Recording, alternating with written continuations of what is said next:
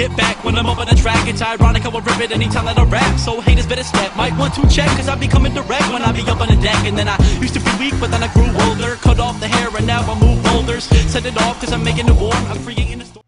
What is up, lads, and welcome back to episode number 11 now of Eto'o's Road to Glory, and we're kicking it off in this episode. At the start of the episode was a nice little sort of team build-up goal from my team in the episode. I've said episode like 10 times, that was kind of weird, but yeah, Carlos Eduardo with a nice little sort of finish, nice little team sort of movement, a lot of passing. You don't really see sort of goals like that often in sort of videos on YouTube and in FIFA in general, you know, nice team build-up goals. You normally just see crazy individual goals where someone takes on like 10 players and fake Rabonas past like 12 goalkeepers into the back of the net. But yeah, in the first game we're going to come against this guy. He's kind of got, you know, a Premiership sort of theme. He's got Demba, who's arguably one of the greatest strikers in the world up front. And if you haven't seen this sort of little video of Demba on YouTube, I'll try and leave it in the description. It was just posted today by his brother. It's just about this, like, last season and sort of how it went for him and all that good stuff. But in the game, Eto'o there for a lovely little sort of start of the game, gets me a goal. And this goal here was actually quite comical. I'm not entirely sure what I was doing, but I did find the back of the net. Carlos Eduardo, who's, you know, proven to be quite a nice little player in the team. You know, he's nice left foot, 5-star skills. He's got a good enough amount of pace, and he moves quite quick with the ball, which is always a bonus. And then yeah, guys, obviously this video is going to be up quite late. It's probably going to be up at half time in the England match, so I'm not really going to talk much about football because it'd be kind of a fail to sort of talk about football and then what I'll talk about, the opposite will happen. So yeah, currently watching the France match at the moment. It is 2-0 to France. It's pretty much all over. Kabay scored a lovely goal. He's played pretty well for France, and yeah, he should have had a second and just hit off the post, which is slightly disappointing. There's Carlos Eduardo. There's the goal again. I really like that goal. I don't know what it was. You guys might not like it, but I quite like the build-up. It's kind of different when you play it. That was the first game. A nice 3-0 win. It was nice and easy, you know. Nice, simple win. So yeah, absolutely dominated possession. Dominated, you know, pass accuracy 92%, which I've been kind of working on. I've been trying to like improve my pass accuracy because, you know, often when I win, I've got a high pass accuracy, and when I get beat, my pass accuracy is quite low. So I think there's, you know, there's sort of correlations in between sort of passing the ball well, kind of like Spain play, you know, just keep the ball, pass it well, and just keep passing and passing and passing until you get the opportunity. And when you do get the opportunity, you've got to sort of make it count.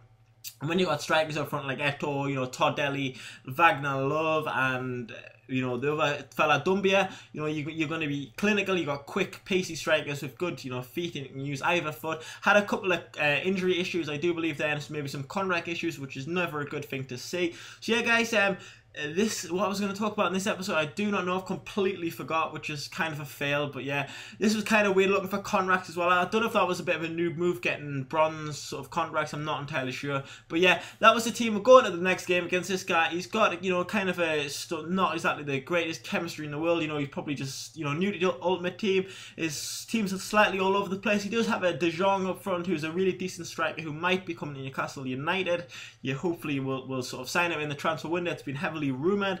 And yeah, obviously in sort of Newcastle transfer news today, the Celtic Kenyan midfielder, I've completely forgot his name, but apparently he might be coming to Newcastle. It's sort of rumoured. It was in the Chronicle today. Don't know what you guys' thoughts are on that. I think, you know, he would be a good backup player, but apparently they want 7 million for him, and they paid 900,000 from last sort of 12 months ago, which, to be honest, I cannot see we're paying 7 million for someone like that. But if they want 7 million, then what I would do is say, well, Fraser Foster's worth 6 million, give them 1 million plus Fraser Foster, and then everyone is happy. But yeah, this game was quite an easy game, to be perfectly honest. You know, Buffon there with a nice little penalty just to add to his goal tally, which is always quite funny. And you actually saw Buffon there at the top of the clip. I don't know if you spotted him sort of running back to his own goal. The guy was a bit of a noob, and I was absolutely just dicked on him basically. And he does end up rage quitting, which is kind of frustrating because, you know, only play half a game and I don't get the maximum sort of coins, and sort of I lose a contract, as you can see there. A couple of my guys out of contract, which is slightly disappointing. Oh, there's the France game. Full time, all over, 2-0, which was a good result for France. So England now have to win their game pretty much, and so does Sweden. So it should be an interesting game. That game is on in 10 minutes time, so I'm going to quickly rush through this commentary and hopefully get this uploaded for you at half time, so you can watch it at half time. The next guy's got kind of a strange team. You know, he's not got, you know, any sort of major chemistry links, but the game kind of freezes, and I don't actually get into the game, which is kind of frustrating. I don't know what was up with the servers, or it was just sort of, sometimes this happens to me where you go into a game and the sort of just freezes on the sort of the builder page, which is kind of disappointing. But fortunately for me, I didn't get the defeat, which is, you know, a bonus. You know, I don't want to get a defeat for not even playing a game, or even a win. I wouldn't really want to win for not playing. So luckily nothing happens to sort of the match is just a sort of a void result, and nothing actually happens, which is good.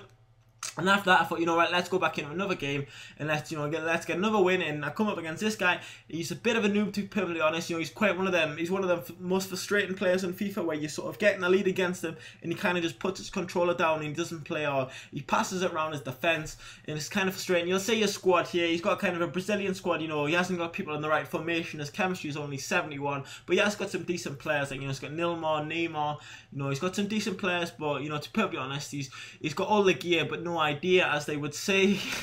And there's Dumbia using his pace, early on in the game. Dumbia as well, guys. Him and Wagner Love up top are quite unplayable. They're both 90 plus pace. They both got 4-star skills. They can finish on either foot, and the perfect strikers. Really, nothing can be said bad against them. To be perfectly honest, I prefer them to Eto'o. I don't know what it is, but I actually prefer sort of like low rated, sort of like 80 rated beasts rather than like 88 players, because when you play with like sort of higher rated players, you kind of expect a little bit more. But there's Wagner Love with a nice little finish late on in the game. Early on in the game, not late on. And that made a 3-0 Wagner Love, another goal. And you'll see in a second, this is what the guy was pretty much doing for the rest of the game. He was kind of being a noob, doing kick-ups with his keeper, which is not what you want to see. But I do take, I'll just take the goal, make it 4-0. And what I was kind of doing is get the 5-0 in the game, and then just pretty much just see out the game, win the coins. As you see there, he runs out of his keeper, which is kind of, I don't see the point. If you're going to play like that, what is the point? But yeah, Wagner Love there, I do believe, a nice little finish. The Love Meister.